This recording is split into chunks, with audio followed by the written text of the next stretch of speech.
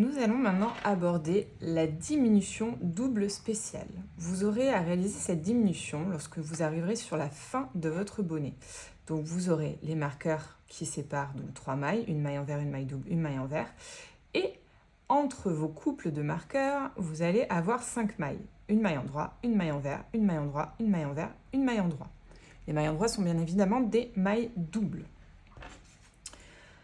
Nous allons du coup attaquer par tricoter donc et aller jusqu'à notre zone de diminution spéciale. Donc je rappelle, entre les marqueurs, vous êtes en maille envers, maille double, maille envers et vous basculez votre marqueur. Donc vous vous retrouvez avec une maille double, une maille envers, une maille double, une maille envers, une maille double. Nous allons commencer par faire comme pour la diminution gauche.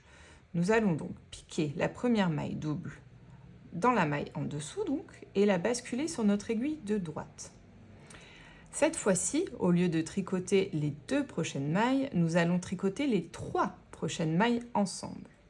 La première maille étant une maille envers, nous la piquons de manière classique. La deuxième maille étant une maille double, il va falloir aller piquer le brin, la maille plutôt en dessous, donc la deuxième maille. La dernière maille étant une maille classique, on la pique de manière normale. Nous tricotons tout cela ensemble afin d'obtenir notre maille. Ici, ma maille double est restée coincée. Ce n'est pas grave. Je la bascule par-dessus mon brin et j'obtiens bien une seule maille en ayant tricoté les 3 mailles ensemble.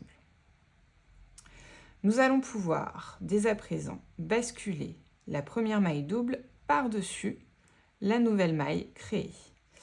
Il ne nous manquera plus qu'à faire celle-ci. Nous allons faire comme pour la diminution droite. Donc, je viens piquer en dessous, la maille en dessous, la transférer sur l'aiguille de droite.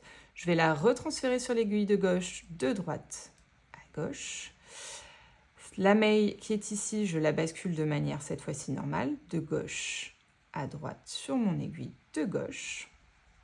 Une fois que mes 2 mailles sont sur mon aiguille de gauche, je vais pouvoir passer la maille double par-dessus ma maille simple créée.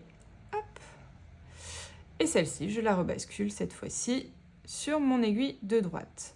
Je viens donc de réaliser une double diminution spéciale. De 5 mailles, je ne passe qu'à une seule et unique maille sur mon aiguille de droite.